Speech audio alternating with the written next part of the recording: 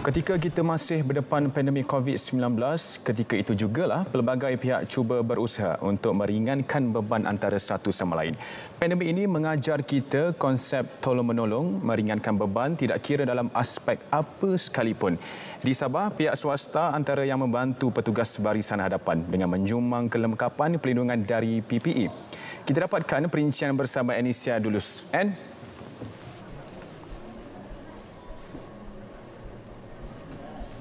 Ya, benar Alif. Kerajaan negeri menerima sumbangan peralatan perlindungan diri PPE daripada Persekutuan Industri Sabah, FSI dan Dewan Perniagaan Malaysia China Cawangan Sabah MCCC untuk kegunaan petugas barisan hadapan. Sumbangan itu termasuk 1,000 kotak pelitup muka KN95, baju PPE dan sarung tangan. Sumbangan berkenaan disampaikan Presiden FSI Richard Lim dan Presiden MCCC Michael Chin kepada Ketua Menteri Datuk Seri Panglima Haji Jinor di Pusat Pentadbiran Negeri Sabah PPNS Kota Kinabalu. Menerusi kenyataan di Kota Kinabalu, Ketua Menteri mengucapkan terima kasih atas sumbangan tersebut. Katanya usaha memerangi pandemik COVID-19 memerlukan sokongan dan penglibatan semua pihak termasuk rakyat yang wajib mematuhi prosedur operasi standard SOP yang ditetapkan. Sementara itu, Menteri Kerajaan Tempatan dan Perumahan Datuk Seri Panglima Masidi Manjun dalam satu kenyataan memaklumkan Sabah menyasarkan jumlah purata 60,000 dos pemberian vaksin sehari sepanjang bulan ini. Justru Sabah berharap memperolehi agihan lebih 2.8 juta dos vaksin sepanjang September bagi membolehkan Jabatan Kesihatan Negeri Sabah mempertingkatkan kadar vaksinasi penduduk. Kecemerlangan polis Diraja Malaysia PRDM Sabah akan diteruskan dengan memfokuskan 3 aspek utama iaitu penekanan integriti, meningkatkan sistem penyampaian perkhidmatan PDRM dan menyokong dasar serta polisi kerajaan. Menurut Pesuruhjaya Polis Sabah yang baharu, Datuk Idris Abdullah, ketiga-tiga aspek itu penting dalam memastikan apa jua perancangan kerajaan khususnya dalam tempoh pandemik COVID-19 dapat dilaksana dengan baik demi kesejahteraan negara. Jadi kita kena bantu kerajaan untuk menjayakan apa-apa jaya dasar lah. Macam Datuk Seri IGP bagi tahu tadi dalam masa pandemik. Yang mana pihak polis merupakan lead agensi. Kita membagi bantuan secara yang sepenuhnya untuk membantu supaya kita dapat memutuskan rantaian COVID ni. Jadi kita fokus itulah.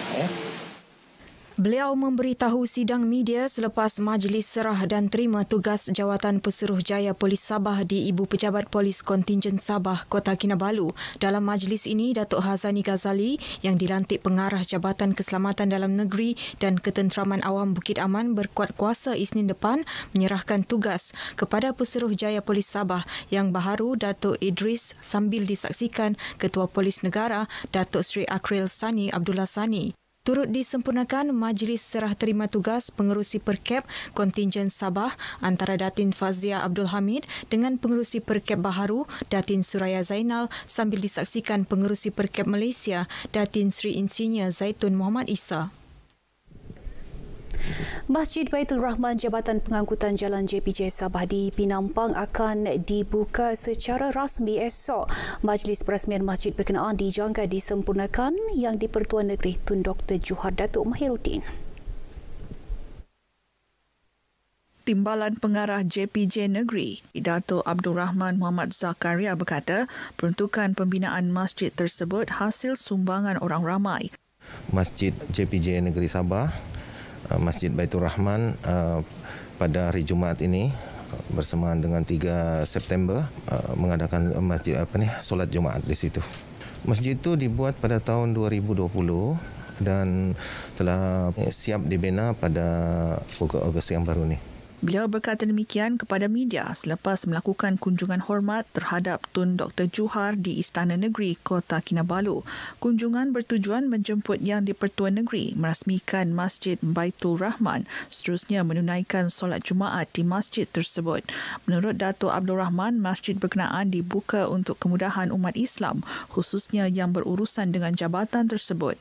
Ruang solat masjid berkenaan boleh memuatkan 500 jemaah pada satu-satu masa, namun hanya 100 jemaah dibenarkan dalam tempoh PKPD. Lazimnya Bulan Kebangsaan acara tahunan besar negara disambut dalam suasana gilang gemilang oleh seluruh lapisan masyarakat. Bagaimanapun dalam sekelip mata, serangan pandemik COVID-19 pada Mac tahun lalu telah menjejaskan tahap kesihatan global, menyebabkan kekangan pergerakan di kuat kuasa bagi mengelak penularan lebih dahsyat berlaku. Meskipun demikian, ia tidak menghalang lebih 1,000 penduduk kampung Lokawi Baru Putatan menyemarakkan semangat cintakan negara dengan cara tersendiri. Ikuti laporan Serina Olivia Chang.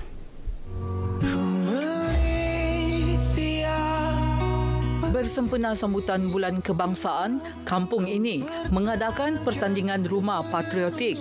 Saya berkesempatan melihat sendiri keterujaan dan semangat penduduk ketika melawat beberapa rumah semasa sesi pengadilan dilakukan pengerusi penganjur, ketua kampung dan juri mengikut prosedur operasi standard SOP. Dapat disaksikan konsep keluarga besar Malaysia dihidupkan dalam suasana harmoni, berkasih sayang dan bersatu padu. Kami mengucapkan ribuan terima kasihlah kepada semua masyarakat komuniti yang ada dalam Lokawi Baru ini.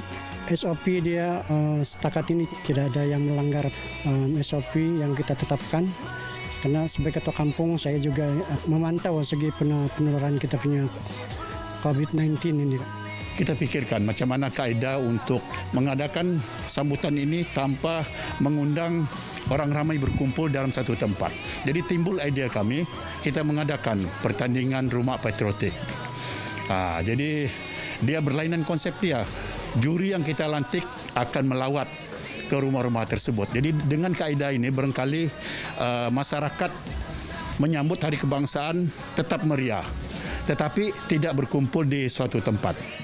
Dengan hiasan padat menggunakan jalur gemilang, bendera negeri Sabah serta pelbagai jenis replika selain sudut sejarah, penduduk terlibat termasuk generasi muda bijak menterjemahkan kreativiti masing-masing. Yang penting kita ikut SOP saja, jaga jarak, itulah. Cabaran dia memang tidak tidur sampai jam 2 pagi. Sampai anak pun dah tahu urus sudah.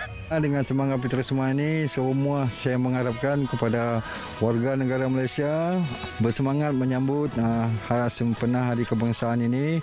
Walaupun dalam keadaan pandemik sekarang ini, walau macam mana pun jangan lupa pada SOP. Kemas semua ni bendera, kami hias semua di bendera. Lepas tu tunggu macam kalau bapa saya pergi kerja, dia datang, dia terus tolong kami sambung lagi. Seronok. Kami hari-hari kami pasang lagu yang patriotik lah. Jadi kami punya semangat tu pun membara gitu. Janganlah melupakan Hari Kebangsaan negara kita. Tolonglah bangkit untuk kibarkan jalur gemilang sama ada di dalam rumah maupun di luar rumah. Pandemik COVID-19 tidak menghalang penduduk kampung Lokawi Baru untuk menyemarakkan lagi semangat patriotisme mereka untuk menyambut sambutan Hari Kebangsaan 2021. Selamat Hari Kebangsaan, Malaysia prihatin, merdeka, merdeka, merdeka. Serina Olivia Chong, RTM. Selamat menyambut Hari Kebangsaan 2021, Malaysia prihatin, merdeka, merdeka, merdeka.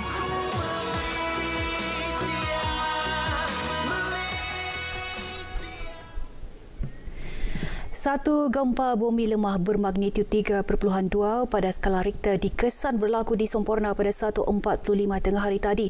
Jabatan Meteorologi Malaysia, Met Malaysia dalam kenyataan memaklumkan gempa bumi itu berlaku di koordinat 4.6 darjah utara dan 118.3 darjah timur di Semporna. Gempa bumi itu dikesan 10 km selatan dari Kunak dengan kedalaman 10 km. Gegaran mungkin dirasai di sekitar Semporna dan Kunak. Met Malaysia akan terus memantau keadaan ini. Sementara itu, Ketua Balai Bomba dan Penyelamat Semporna, Fazizul Hizam Borhan yang dihubungi RTM berkata pihaknya tidak menerima sebarang panggilan kecemasan berhubung kejadian tersebut. Orang ramai yang dihubungi juga menyatakan tidak merasai sebarang gegaran akibat gempa berkenaan. Baik, sekian berita dari negeri di bawah Bayu. Berita seterusnya kita kembali ke Angkasa Puri bersama Alif. Silakan Alif.